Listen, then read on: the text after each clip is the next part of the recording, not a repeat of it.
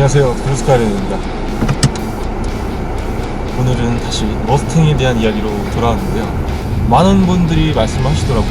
제가 얼마 전에 포르쉐 카인 쿠페를 출고를 했습니다.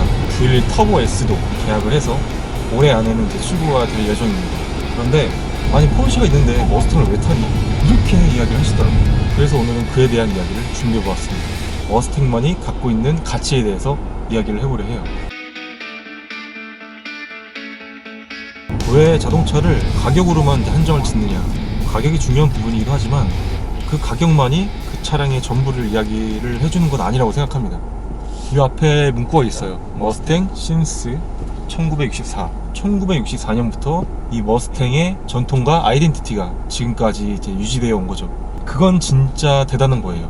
그러니까 50년이 넘는, 그러니까 반백년이 넘는 시간 동안 이 머스탱이란 브랜드 자체가 유지가 되었다는 거는 그만큼의 세월 속에서 엄청 사랑을 많이 받아왔다는 그 산 증거거든요. 소비자들이 그렇게 많이 사랑해왔으니까 이 머스탱이 지금까지도 존재할 수가 있는 거죠. 비슷한 예로 포르쉐 911도 1963년에 탄생한 이후로 지금까지 8세대 911이 나오기까지 엄청 사랑을 받으며 존재하고 있죠. 911과 머스탱은 이렇게 약간의 공통점이 있어요.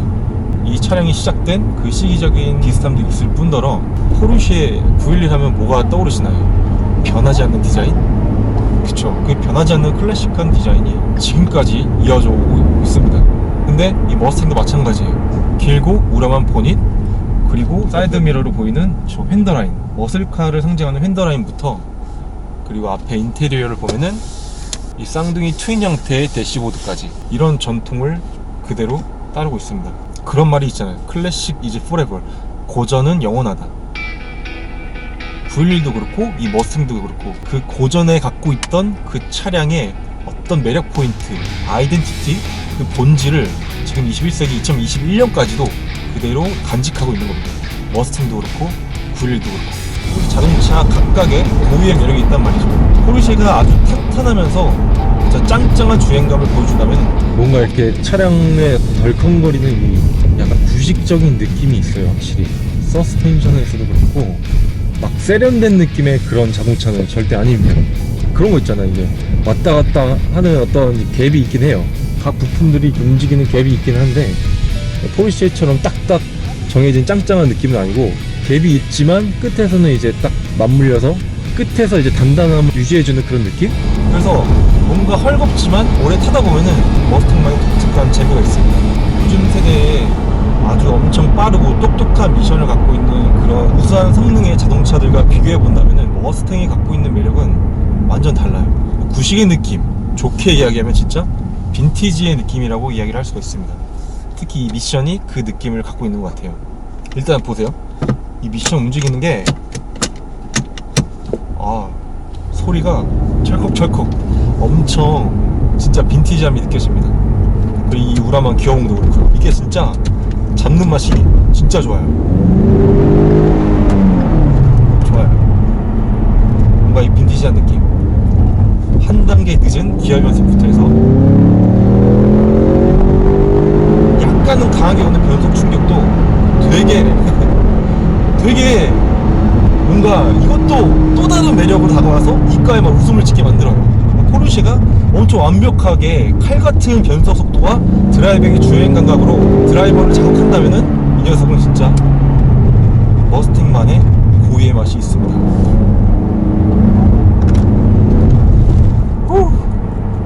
제가 포르쉐 차량을 타면서도 이렇게 머스탱을 타 보니까 이게 이제 차량의 어떤 그레이드가 느껴지는 게 아니라 차량이 다른 매력이 진짜 느껴집니다. 머스탱을 타다가 포르쉐를 타다가 그때 오는 어떤 재미가 있어요. 진짜 이 두 차량이 갖고 있는 느낌이 완전 상반되다 보니까 뭔가 질리지 않는다고 해야 되나? 이제 반전의 매력이잖아요. 포르쉐를 탈 때와는 완전히 다른 느낌을 준단 말이죠. 그거를 이제 매일매일 경험할 수 있다는 것에 그 부분이 너무 좋아요. 포르쉐 하면 그게 있잖아요. 진짜 엄청나게 빠른 변속 속도,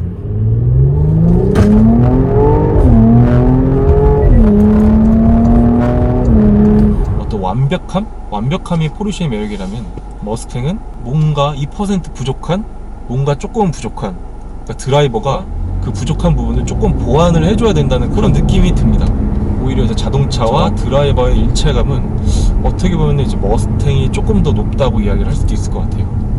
포르쉐 차량 같은 경우는 너무 이제 애들이 완벽하다 보니까 포르쉐 혼자서 다 하는 느낌이 없지 않아 있는데, 이제 머스탱은 이제 같이 노력해야 되는 그런 느낌이 있어요. 그러니까 차를 좋아하는 일반인의 입장에서는 그런 부분을 좀 느끼고 있는 것 같습니다.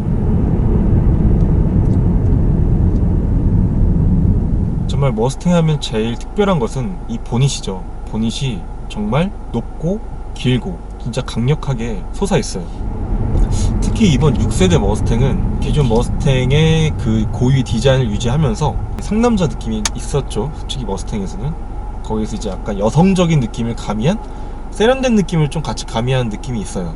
그래서 저는 6세대 머스탱이 처음 발표했을 때 보자마자 보는 순간 반했습니다. 진짜 니드 포 스피드라는 영화가 있었는데 거기서 머스탱 6세대 신형 머스탱이 출연했었어요. 레이스 레드 색상, 제가 바로 타고 있는 이 머스탱의 그 색상이죠. 바로 결심을 했죠. 아, 레이스 레드 색상의 머스탱을 사야겠다. 여러분, 그런 느낌 아세요? 차를 타고 딱 지나가는데 옆에 창가에서 쇼윈도 같은 거울에서 딱 지나가는데 차가 보이는 거야. 근데 그 차가 너무 예뻐. 너무 예뻐서 보다가 와, 내 차 이렇게 예뻤나? 이런 생각이 드는 거죠. 이 안에서 차를 타면서 가는 게 너무 아쉬워요. 바깥에서 이 차가 달리는 모습을 보지 못하니까, 운전자는. 그런 느낌이 드는 차예요, 여러분. 그만큼 이 머스탱이 디자인에서 운전자에게 주는 이 만족도가 진짜 어마어마합니다. 정말 그 부분이 좀 큰 것 같아요. 오히려 5.0 GT 8기통을 갖고 있는 머스탱이었다면은 제가 이렇게 오랫동안 타지 못했을 수도 있을 것 같아요. 머스탱 연비가 이제 8 정도가 나오거든요. 리터당 8km 정도가 나오고요. 머스탱 기름통이 생각보다 작습니다.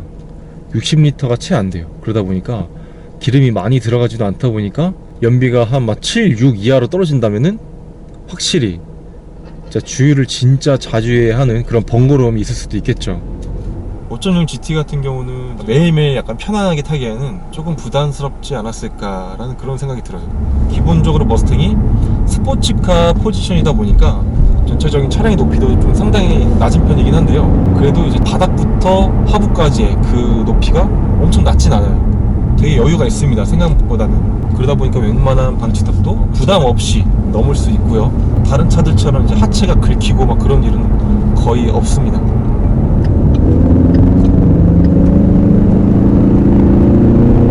흔히들 이제 머스탱이 느리다고 이야기 많이 하잖아요. 다른 스포츠카에 비해서. 맞습니다. 느려요. 느린 건 맞는데 그게 왜 느리냐면은 얘 때문이죠. 이 클래식한 기어, 제로백이라던가 체감상 느껴지는 거는 막 그렇게 엄청 느리다는 생각은 안 들어요. 그런데 이제 기어가 변속되는 시점에 차량이 잠깐 멈추는 듯한 그런 느낌이 나죠. 마치 수동 기어로 조작을 하듯이 그 기어가 바뀌는 그 순간에 까먹는 타이밍이 좀 있는 것 같아요. 그래서 제가 이야기를 한 적이 있어요. 이 머스탱 갖고 서킷을 가면 안 된다. 서킷에 최적화된 차가 아니다. 그런 이야기를 한 적이 있는데, 서킷에 가지 않고 그냥 일상생활에서 타기에는 생각보다 엄청 편하고 생각보다 빠르고 되게 감성 있게 탈 수 있습니다. 그 감성이라는 것이 되게 주관적인 건데요. 저는 좋아요, 이 빈티지한 느낌이.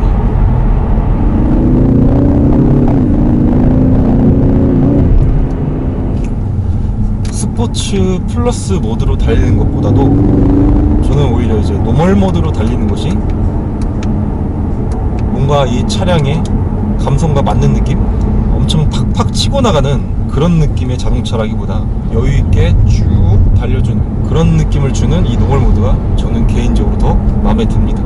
포르쉐랑 머스탱을 같이 타는 이야기를 이렇게 쭉 해봤는데, 이런 이유 말고도 사실 개인적인 이유가 제일 크기도 합니다. 제가 앞으로 조금 나아갈 수 있게끔 도와줬던 그런 차량이거든요.